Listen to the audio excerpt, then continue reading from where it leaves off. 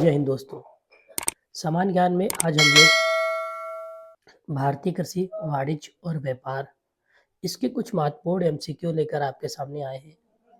Video पूरा देखिए, अच्छा लगे तो लाइक कर दीजिए। चैनल पर पहली बार आए हैं तो सब्सक्राइब कर दीजिए। चलिए शुरू करते हैं। भारत के किस राज्य में प्रति हेक्टेयर गन्ने का उत्पादन अधिकतम होता है? यहाँ पर कह रहा भारत का ऐसा कौन सा राज्य है जहाँ पर जो गन्ने का उत्पादन होता है वो प्रति हेक्टेयर सबसे ज़्यादा होता है। प्रति हेक्टेयर की बात कर रहा है तो देखो गन्ने का उत्पादन तो उत्तर प्रदेश में ज़्यादा होता है, लेकिन अगर प्रति हेक्टेयर की बात करें तो तमिलनाडु में ज़्यादा होता है। कहाँ पे होता है? तमिलनाडु। ऑप्शन नंबर डी क्या होगा इसका? राइट होगा। सांख्यिकीय विज्ञान किसके उत्पादन और विपणन से संबंधित है? अगर सांख्यिकीय विज्ञान किसके उत्पादन और विपणन से संबंधित है तो ये सब्जियों से संबंधित है। किससे? सब्जियों। ठीक है, सब्जियों से संबंधित है। ऑप्शन नंबर डी क्या होगा इसका? राइट होगा। चींटियों से हमले से फसलों की सुरक्षा के लिए निम्नलिखित में से किस कीटनाशक का प्रयोग किया जाता है? तो अगर चींटियों के हमले से सुरक्षा अगर आप चाहते हैं फसलों की सुरक्षा अच्छे से हो जाए तो उसके सुरक्षा के लिए कीटनाशक के तौर पे कपूर का इस्तेमाल किया जाता है। किसका? कपूर का प्रयोग किया जाता है। मछली की किस्मों के तलमंजी प्रकार कहाँ पाए जाते हैं? तो समुद्र के गहरे पानी में पाए जाते हैं। समुद्र के गहरे पानी में पाए जाते हैं। ऑप्शन नंबर ए क्या होगा? राइट हो जाएगा। मध्य प्रदेश में खेती की विधि झूम कृषि को भी कहा जाता है, तो इसको क्या कहा जाता है? ठीक है, झूम कृषि को क्या कहा जाता है? तो दाहिया। ठीक है, दाहिया। ऑप्शन नंबर ये राइट हो जाएगा। एक साधारण उपकरण है जिसका प्रयोग जंगली घास को काटने और मिट्टी को चीला करने के लिए किया जाता है। ठीक है, तो फावड़े का इस्तेमाल किया जाता है। किसका इस्तेमाल किया जाता है? फावड़ा। फावड़ा का इस्तेमाल होता है। ऐसे बागान जहां बिक्री के लिए एक नगद फसल उगाई जाती है उसके रूप में जाना जाता है। तो किसके रूप में जानी जाती है? तो रोपड़ खेती। किसके रूप में जानी जाती है उसे? रोपड़ खेती के रूप में जाना जाता है। ठीक है, ऑप्शन नंबर डी क्या हो जाएगा? राइट हो जाएगा। निम्न में से कौन सी बागान फसल नहीं? बागान मतलब जो बगीचों में एक तरीके से नहीं उगाई जाती है वो। ठीक है, तो कॉफ़ी है, काजू है, चाय भी है। मोटे अनाज ये बागान फसलों की श्रेणी में नहीं आते हैं। मोटे अनाज होते हैं ये बागान फसलों की श्रेणी में नहीं आते हैं। तूर दाल को अन्य किस नाम से जाना जाता है? तो इसको अन्य नाम से अगर बात करें, इस दाल का अन्य नाम होता है अरहर। अरहर। अरहर। ठीक है, अरहर। ठीक है, इस दाल का अन्य नाम अरहर है। भारतीय मृदा में कमी है। किसकी कमी? जो भारतीय मिट्टी है उस मिट्टी में किस चीज़ की कमी? मैग्नीज की है, नाइट्रोजन की, कैल्शियम की या फास्फोरस की? तो सबसे ज़्यादा जो भारत की मिट्टी है उसमें कमी है नाइट्रोजन की। नाइट्रोजन की कमी है। ठीक है, नाइट्रोजन की कमी है। किसकी है? नाइट्रोजन की कमी है। भारत का सबसे बड़ा गन्ना उत्पादक राज्य कौन सा है? देखो पहले ही बताया था भारत का सबसे बड़ा गन्ना उत्पादक राज्य कौन सा है? तो राज्य उत्तर प्रदेश। उत्तर प्रदेश में सबसे ज़्यादा गन्ने का उत्पादन होता है। अगर प्रति हेक्टेयर की बात करें तो प्रति हेक्टेयर कहाँ होता है आपका? तमिलनाडु में। भारत में अत्यधिक नारियल उत्पादन करने वाला राज्य कौन सा है? तो केरल। केरल में सबसे ज़्यादा नारियल का उत्पादन होता है। ठीक है, नारियल उत्पादन का इलाका एक तरीके से केरल को ही कहा जाता है। निम्नलिखित में से कौन सी भारत की एक व्यापारिक या नगदी फसल है? तो देखो व्यापारिक और नगदी फसल की बात करें तो व्यापारिक और नगदी फसल यहाँ पर होगी कपास। क्या होगा? कपास होगा। क्या होगा? कपास। ठीक है, कपास। निम्नलिखित में से कौन सी एक व्यापारी फसल नहीं है? व्यापारिक फसल कौन सी नहीं? देखो बाजरा जो है ये व्यापारिक फसल नहीं है, ठीक है, ये व्यापारिक फसल नहीं है। तो ऑप्शन नंबर बी क्या हो जाएगा, राइट होगा, ये व्यापारिक फसल नहीं है। वैश्विक स्तर पर भारत बागवानी क्षेत्र में सब्जियों फलों के उत्पादन में दूसरे स्थान पर है। निम्नलिखित विकल्पों में से कौन सी सा एक बागवानी क्षेत्र का एक उत्पाद नहीं है।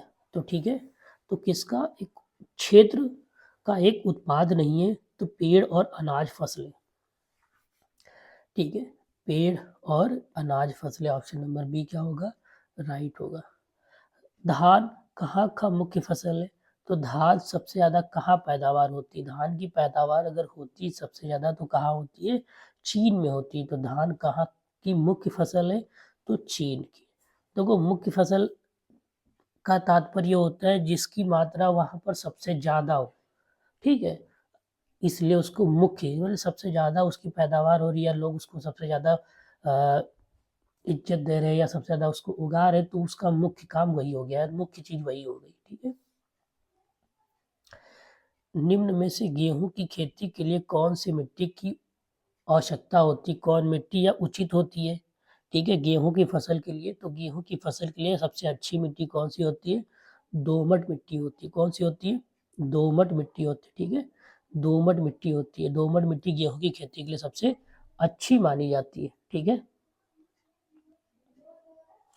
नीली क्रांति किससे संबंधित है, अब नीली क्रांति की बात करें, नीली क्रांति जो संबंधित है मत्स्य पालन, ठीक है, मत्स्य पालन नीली क्रांति से संबंधित है। क्रांतियां हुई, नीली क्रांति एक तरीके से मत्स्य मतलब मछली उत्पादन से, हरित क्रांति आपके कृषि उत्पादन से है, गुलाबी क्रांति झींगा उत्पादन है, और श्वेत क्रांति दूध उत्पादन से संबंधित है, ठीक है। पूर्वोत्तर भारत में प्रचलित कृषि भूमि प्राप्त करने के लिए वन के एक छोटे से हिस्से को काटकर उसे जलाने की रीत को क्या कहा करते हैं, क्या कहते हैं या क्या कहा जाता है, तो उसे कहा जाता है झूम। क्या कहा जाता है, झूम कृषि, ठीक है, झूम, ठीक है, झूम कहा जाता है, ठीक है, क्या कहा जाता है, झूम कहा जाता है। निम्न में से कौन सा भारतीय कृषि के क्षेत्र में विशेष रूप से हरित क्रांति के बाद एक महत्वपूर्ण इनपुट बन गया था, ठीक है, हरित क्रांति के बाद एक महत्वपूर्ण इनपुट बन गया था। तो इनपुट की बात में करी तो ये इनपुट बन गया था उर्वरक, उर्वरक क्या बन गया था, उर्वरक बना था। ऑप्शन नंबर सी क्या होगा, राइट हो जाएगा।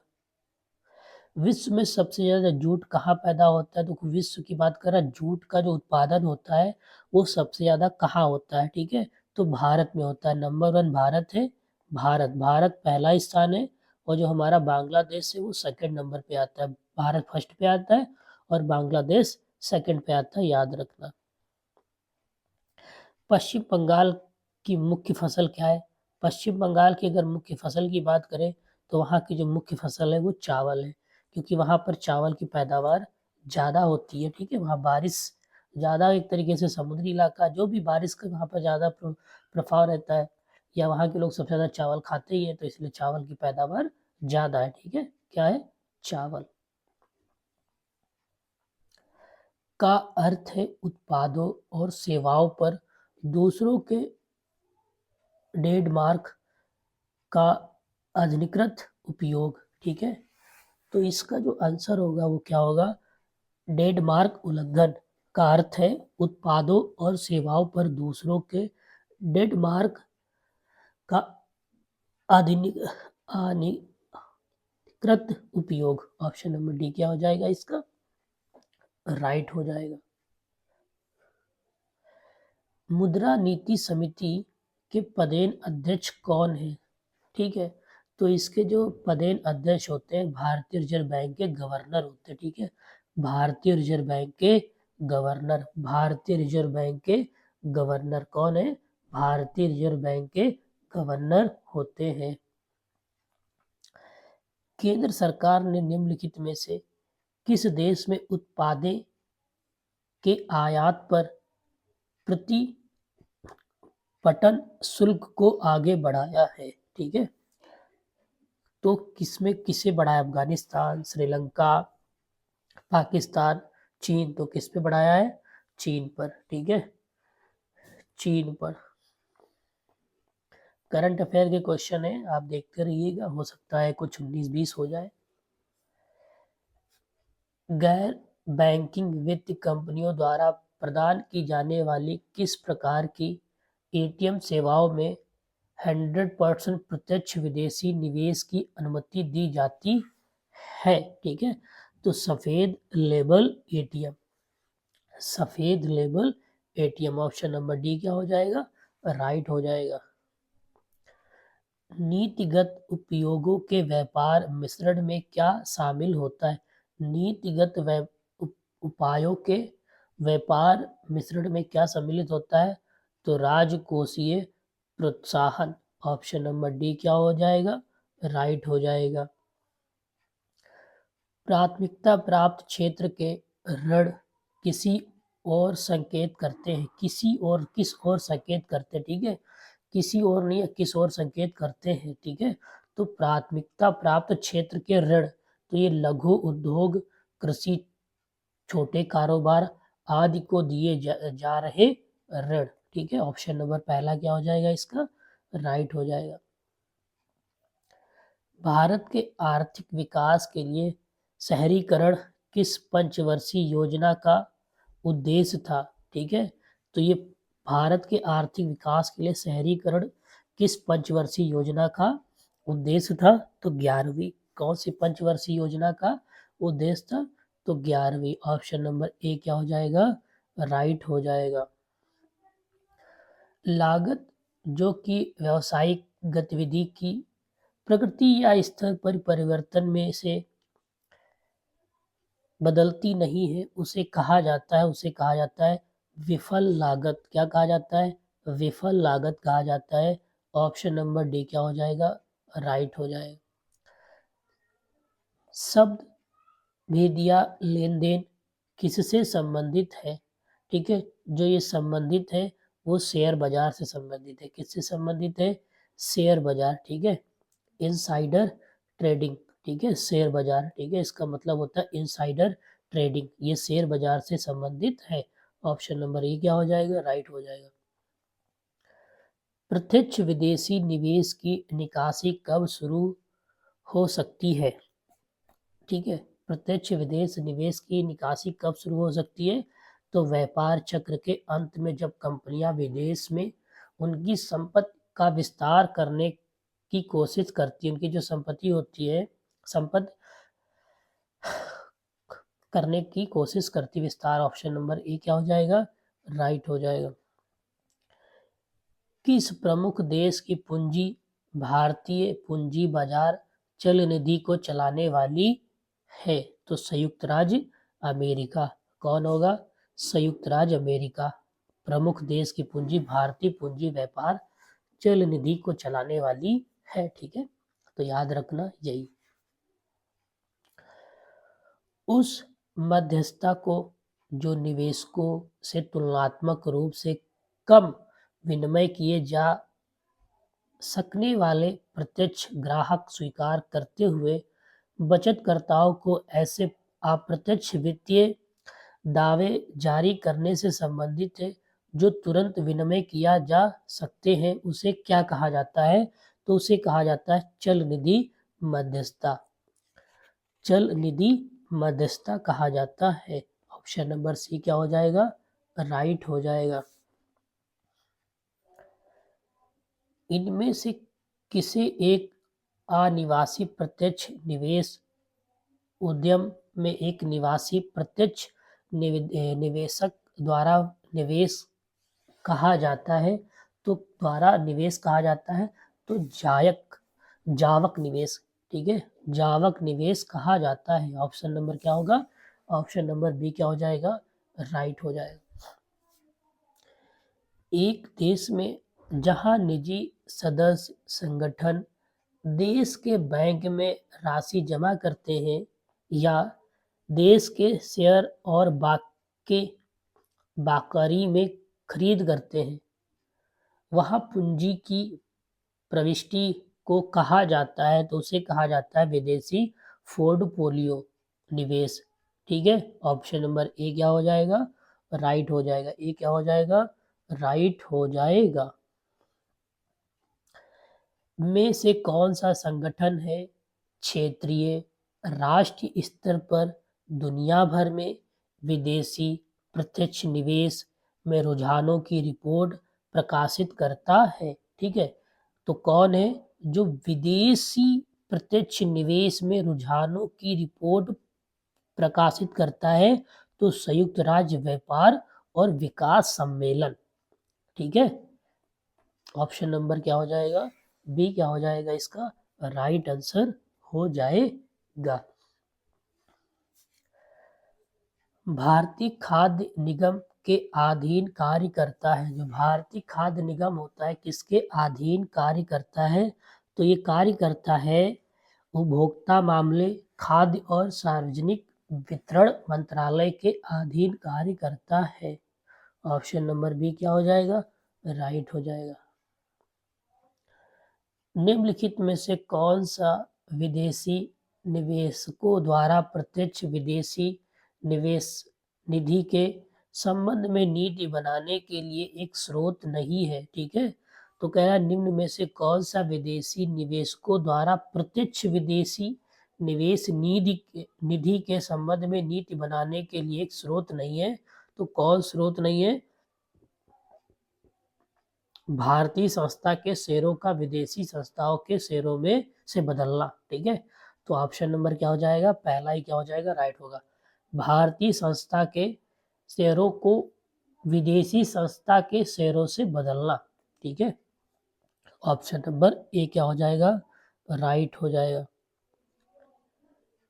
भारतीय क्षेत्र में विदेशी प्रत्यक्ष निवेश के तहत कौन से क्षेत्र पर प्रतिबंध नहीं है?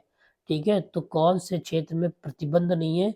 तो चाय उगाना, चाय उगाना पर प्रतिबंध नहीं है। तो ऑप्शन नंबर ए क्या हो जाएगा? राइट हो जाएगा। चाय उगाना पर प्रतिबंध नहीं है। इनमें से प्रत्यक्ष विदेशी निवेश के लिए आर्थिक सहयोग तथा विकास संगठन द्वारा लक्षित लोकप्रिय उद्योग नहीं है। ठीक है, तो कौन उद्योग उद्योग नहीं है? तो रसायन, प्लास्टिक, विनिर्माण। ऑप्शन नंबर बी क्या हो जाएगा? राइट हो जाएगा। ठीक है, वर्ष 1993 में महिला एवं बाल विकास मंत्रालय के अधीन एक स्वतंत्र निकाय के रूप में स्थापना हुई। इसका लक्ष्य है ऐसी गतिविधियों का कार्यभार बना जिनके माध्यम से सामाजिक और आर्थिक परिवर्तन एवं विकास हेतु महिलाओं को ऋण उपलब्ध कराया जा सके। ठीक है, तो 1993 में किसका गठन हुआ था? राष्ट्रीय महिला कोष। ठीक है, राष्ट्रीय महिला कोष। ठीक है, वर्ष 93 में महिला और बाल विकास मंत्रालय के अधीन एक स्वतंत्र निकाय के रूप में स्थापना हुई थी, राष्ट्रीय महिला कोष। भारत का कौन सा प्रदेश रबर का उत्पादन सबसे ज्यादा करता है? भारत का कौन सा प्रदेश है जो रबर का उत्पादन सबसे ज्यादा करता है? तो रबर का उत्पादन सबसे ज्यादा केरल में होता है। कहाँ पर होता है? केरल में होता है। कहाँ होता है? केरल में किया जाता है। भारत में निम्नलिखित में से किसका अधिकतम निर्यात होता है? तो भारत में सबसे ज्यादा किसका अधिकतम निर्यात होता है? तो पेट्रोलियम उत्पाद। ठीक है, पेट्रोलियम उत्पाद का सबसे ज्यादा निर्यात होता है।